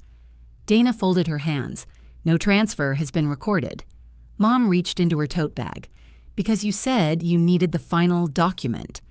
She removed a clear plastic sleeve containing several pages. I recognized the Aldermere logo on the first one. Mom placed the sleeve in front of Dana. There. Dana didn't touch it yet. What is this? The signed transfer authorization. Across the table, Dad closed his eyes briefly. That was enough for me to know he had seen it before. Dana looked at me. I kept my hands in my lap. Mom said, "Michelle signed it this week." Andrew's knee touched mine under the table. He didn't move. Dana asked, "Where was it signed? At our house? Was it notarized?" "Yes." "Who was the notary?" "A woman from my bank." "Name?" Mom's confidence thinned. "It's on the form." Dana looked at the sleeve again. "Michelle, did you give this to Pamela?" Before I answered, Kelly leaned forward. "She signed it. Can we please stop acting like Mom walked in with something suspicious?" Dana looked at Kelly. "I'm verifying a transfer involving a substantial deposit, and she's sitting right there." "Yes." Kelly turned to me. "Tell her." I asked. "Tell her what? That you agreed?" "When did I agree?" "At Mom and Dad's." "What day?" Kelly looked at Mom. Mom said, "Tuesday. Morning or evening?" "Evening. I worked late Tuesday." "You came by afterward." Andrew looked at me. I said, "What time?" Mom's cheeks had begun to color. "Michelle, this is unnecessary. You said I signed a notarized document at your house." "What time?" "Around 8. I was at work until 9:15. Dad spoke quietly. "Pam." She turned on him. "Don't." The word came out sharper than anything she had said all morning. Nicholas's father looked from Mom to the document. "I'm not following this." Kelly reached for his hand. "It's a family disagreement about timing." "No," Dana said. "It's a question about authorization." Mom pushed the sleeve closer to her. "The signature is there. The notary's seal is there. You told me that was what you needed." Dana's expression changed. "I told you a valid release from the client of record would be required, which you have. Not until I verify it." Kelly's caterer stepped away from the wall. "Excuse me. I was told today's meeting was the final venue approval." "It is," Kelly said. Dana said, "No approval has been issued for a Harvey and Cardenas event." The caterer looked at Kelly. "You sent me a venue confirmation." Kelly opened her binder. "I sent the calendar hold." "You sent a document with the Aldermere's address and your event name. It was a planning draft. You called it a confirmation." Nicholas looked at her. "Kelly." She ignored him. Her florist spoke next. "I've already reserved September 12th. I turned down another wedding." Mom raised one hand. "This is why we need to finish the transfer today. People have made commitments." Andrew's mother stared at her. "People made commitments because you told them Michelle's wedding was moving." Mom's mouth tightened. "We were trying to accommodate both daughters." "By taking one daughter's date? Michelle has had plenty of time to plan another option." Andrew said, "We sent invitations." "And Kelly sent hers," Mom replied. That was new to me. I looked at Kelly. She lifted her chin. "They went out last week." "With what venue?" I asked. "The Aldermere."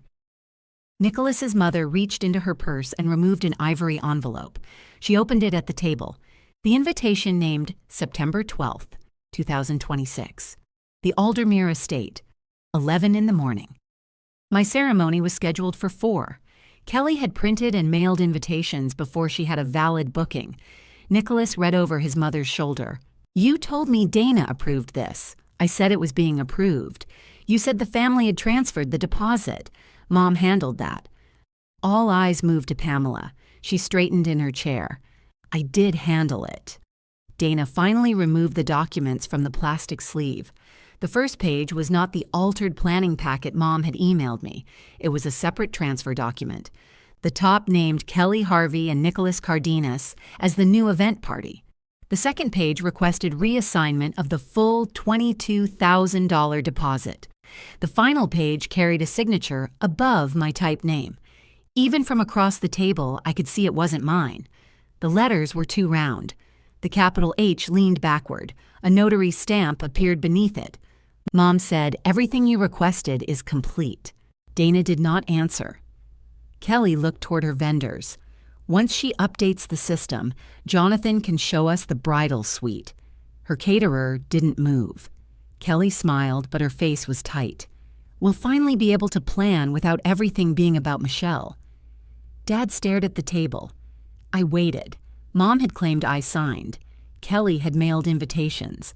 They had brought both families and vendors because they believed witnesses would pressure Dana to accept the transfer. I wanted every person in that room to understand the position they were defending before anything changed. Dana turned the signature page toward Mom. "You are representing that Michelle signed this in your presence?" "Yes." "And that she appeared before this notary?" "Yes," Kelly said. "Obviously." Dana looked at Dad. "Edward?" He swallowed. "I knew Pamela had a document." "That isn't what I asked." He glanced at me. Then he said, "I didn't see Michelle sign it." Mom's head turned toward him. Dad continued, barely above a normal speaking voice. "But I knew they planned to submit it." Nobody spoke. Dana placed the transfer document beside her leather folder. Then she asked Jonathan to bring the escrow file. He left the room and returned carrying the thick folder marked Escrow, Harvey. Dana set it in front of her and opened it. She removed the rider first. Then she placed the transfer beside it and compared the signature pages. Nobody interrupted her. Dana looked at the notary stamp, then at Jonathan. "Please call the number in our notary directory. Don't use any contact information on this document." Jonathan took the page and stepped into the office. Mom said, "The stamp is valid." Dana opened the ledger. The stamp is only one issue. She turned the ledger so the table could see it. This is the original deposit invoice received by the Aldermere in March of 2023. It records $22,000 paid in full by Sarah Harvey. Mom nodded quickly. Exactly. Sarah paid it. Dana continued. The payment was made under an escrow rider. That rider identifies one person as the client of record. Kelly looked toward me. Dana read the line aloud. "Michelle Harvey is hereby designated as the sole client of record." Nobody moved. Mom said, "Michelle is releasing it." "No," I said. It was the first answer I had given her all morning. Kelly pointed at the transfer. "Her signature is right there." Dana placed my actual signature sample beside it. "No, it isn't." The difference was obvious. My signature was narrow and quick. The one on Mom's document looked drawn. Dana read the next section. "The deposit cannot be reassigned without a notarized release signed by Michelle Harvey and verified by the Aldermere against the escrow record." She looked directly at Mom. "No valid release has ever been given." Kelly's florist picked up her sample vase. "Then there's no wedding here on September 12th. "There is," Dana said. "Michelle and Andrew's." Nicholas pushed back his chair. "Kelly, did you know Michelle hadn't signed? I thought Mom handled it. That isn't an answer. I knew Michelle would be difficult." His mother held up the invitation. "You mailed these knowing you didn't have the venue? We had the date. The transfer was paperwork." Dana closed the rider. "You never had the date." Jonathan returned. The notary confirmed she did not witness this signature. She also said this isn't her current seal. Mom's face went pale. Dana took the page back. "I'm retaining this document." "You can't keep my property," Mom said. "You submitted it to transfer an escrow deposit. It is now part of our record." The caterer looked at Kelly. "You told me the venue contract was complete. It would have been if Michelle hadn't interfered." I looked at her. "Interfered with my own wedding?" Kelly stood. "You always make yourself the victim." Andrew rose slowly beside me, but I touched his arm. He stayed where he was. Kelly turned toward the room. She got everything because Grandma felt sorry for her. Mom was trying to make it fair. Nicholas stared at her. "By forging her name?" Mom did not forge anything. Every person in the room looked at Pamela. Dad spoke before she could. She did. Mom turned toward him. Edward's hands were flat on the table. "I saw her practicing the signature," he said. "I told myself she wouldn't submit it." "You knew?" I asked. He looked at me. "Yes. And you came here anyway." Yes. Why? His eyes dropped. Because stopping her would have meant choosing a side. I nodded. You chose one. He didn't argue. Dana told Kelly's vendors that the Aldermere had no event for them to service. The caterer closed her folder. The florist carried her vase out without another word. The photographer followed them. Nicholas's parents remained long enough to apologize to Andrew and me. They had believed the transfer was settled months earlier. Nicholas left separately from Kelly. She stood near the glass doors, crying while Mom tried to comfort her. Nobody rushed toward them except Dad. Our walkthrough continued after they left. That mattered to me. Dana unfolded the correct floor plan. Jonathan confirmed our ceremony time. Andrew's mother asked about the entrance for older guests. The room returned to what it had always been booked for, our wedding. The venue's attorney contacted me the following Monday. Dana was required to report the false transfer and copied notary's seal. Craig handled my statement and provided the original rider. Mom eventually admitted she created the document. She said she never intended to steal money. She only meant to move a family asset temporarily. The deposit was neither temporary nor hers. The court process stayed quiet, but it wasn't private. She admitted submitting the forged document, paid the venue's legal costs, and received probation. The bank employee whose seal she copied was cleared. Kelly's caterer and florist canceled their contracts for misrepresentation. The deposits were not returned. Nicholas postponed the wedding. He and Kelly stayed together, but he moved out for several months. His parents stopped paying toward any new plans. Dad called me the week after the walkthrough. I'm sorry, he said. For which part? For knowing. That isn't all you did. I know. He had spent years describing silence as peace. At the Aldermere, he finally heard what it sounded like to everyone else. I told him I would speak with him alone, but I would not attend family dinners with Mom or Kelly. If he wanted a relationship with me, he had to stop carrying messages between us. He agreed. I didn't trust the agreement immediately. I watched what he did. For the first time, he stopped asking me to understand Kelly. Mom wrote 3 apology letters before I answered one. The first explained her pressure. The second explained Kelly's feelings. The third said, I used your name because I believed you would eventually agree. When you didn't, I decided your answer mattered less than what I had promised Kelly. That was wrong.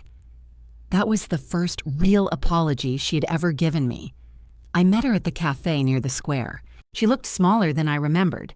We sat at the same table where Tammy had explained Sarah's decision.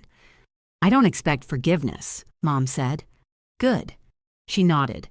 I was afraid Kelly would be humiliated again. So you chose me? Yes. There was nothing else to uncover.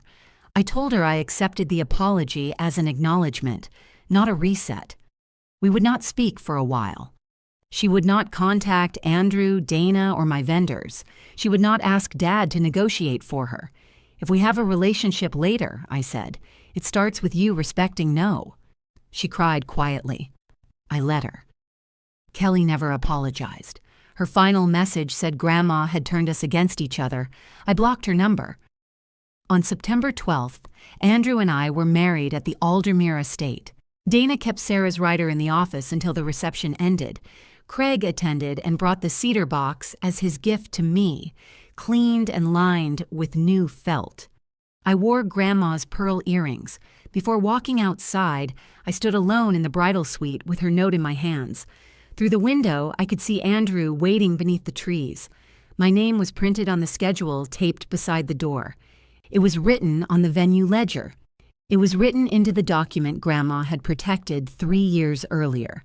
The organized daughter had finally inherited something nobody else could reorganize. I kept the cedar box in our house after the wedding.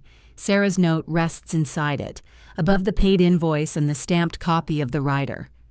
Truth doesn't always need a louder voice. Sometimes it only needs the original paperwork. Subscribe if you want more family stories like mine, and tell me which city you're watching from.